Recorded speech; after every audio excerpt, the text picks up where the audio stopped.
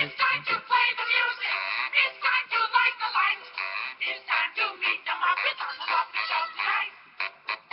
It's time to put on makeup. It's time to dress up right. It's time to raise the curtain on the Muppet Show tonight.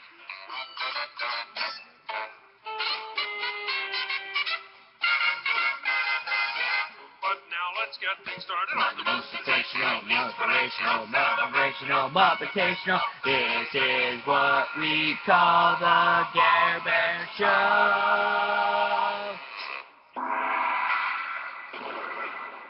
Gonzo.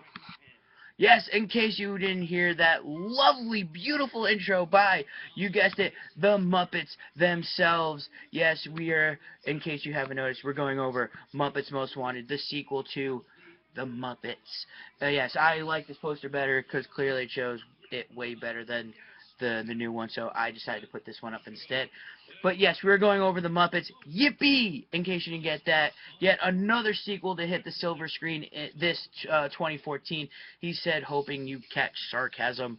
The yippee is actually because, you know, it's The Muppets, a childhood favorite of mine and yours, I am hoping, because anytime there is a screen, you know, it's on the screen, I will give it a big viewing. And by the way, if you didn't happen to see the first one because you're living under a rock like Patrick, well, you're in good luck because I have the review right here in the description below. You can do that, or maybe right here. Bing. Wow. Maybe not. I don't know. I'll fix it in post. You can click here, or you can click down below in the description. But to check out the first one and how it ranked up against other movies during that time period. But yes, we're going to go over Muppets, and so yes, the Muppets are back, and Songyear, really? Songyear? Come on, guys. I mean, I'm no English major, but I know that's not a word. Come on, writers. You're better than that. But yes, they are back, and interesting fact, this is their 7th big movie to hit the big screen. Yeah, I was actually shocked. They actually mentioned it in the film, which is why I'm saying it now. You know, it's actually, and another interesting side note, it literally picks up right from where the first one ends. I'm serious. If you see the ending of the first one, you know when they blow up the fireworks and it says the end in the credits from the first one, and then once you come to see the second one, it literally takes up from that scene with body doubles of Amy Adams and Jason Segel, which is kind of funny in a kind of a budgetary way, but it was actually cool that they picked up right from where they left off. Now this is actually funny because I'm hoping everyone knows that not all sequels, especially kid film sequels, aren't usually the best, except for maybe a very select few that are possibly good, possibly actually great. But it's a very, very small portion, though. In case you are wondering, one of the good aspects of this film was and is exactly like its predecessor. There was singing, there was dancing, the celebrity talent, even those who clearly just show up for a paycheck. Don't laugh, it's pretty much true. There's like some of them that are just like 5 seconds, some of them are even 3 seconds. Some of them I wish there were more. But it was just cameo after cameo after cameo. You know, from P. Diddy to Machete himself, Mr. Danny Trejo, to WWE's own Hornswoggle, to Tom Hiddleston, Loki. I mean, everyone showed up for this film, and I could not have been more excited to see almost everyone in that film. You know, I mean, who wouldn't? It's the Muppets. You know, it's a childhood memory for my generation. You know, and I will gladly carry that tradition on to my kids someday. There's just so much history and amazement in doing a film with the Muppets. So I don't know why you wouldn't do one. You know, but like the Muppets, like a lot of successful TV and film, they actually break the fourth wall a lot, meaning that they play to the camera. You know, they make the audience its own character. You know, it gets you making you more involved with the show, which you know, some people love. I mean, that's what the majority of the shows I watch is because that they do that alone. If you remember in the 90s, there was this cartoon show called Animaniacs.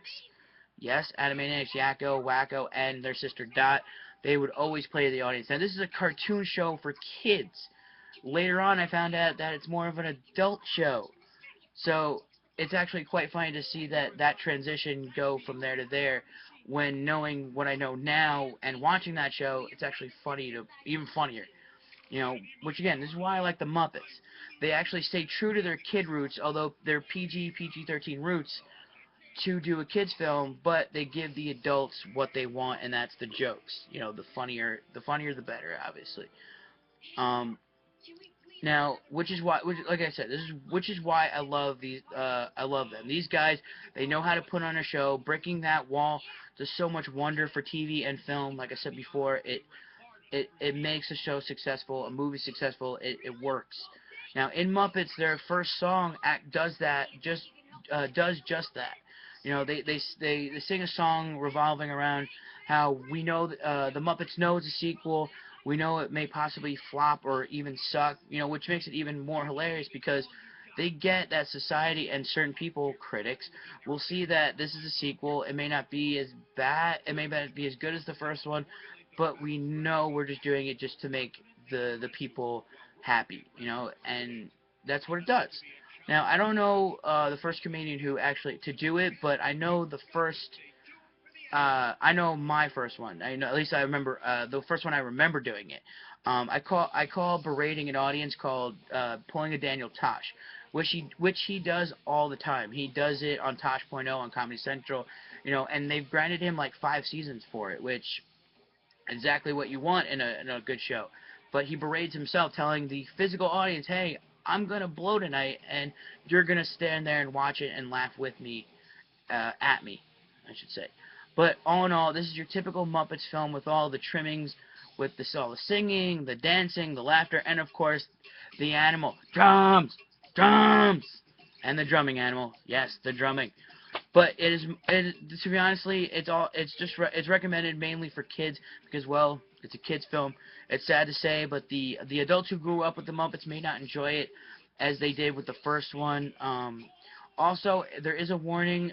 This is the Muppets, so there's a lot of adult humor that goes with it. It's not that they're bad jokes. It's that your kids will probably ask you to explain it. So it's just a warning for you to, hey, heads up, this is happening. But what's also another warning, make sure you guys subscribe to my channel or I'll unleash some bad words on you because that is not cool. But it's actually kind of funny because that's our next Gabriel adventure. So make sure you guys stay tuned for that.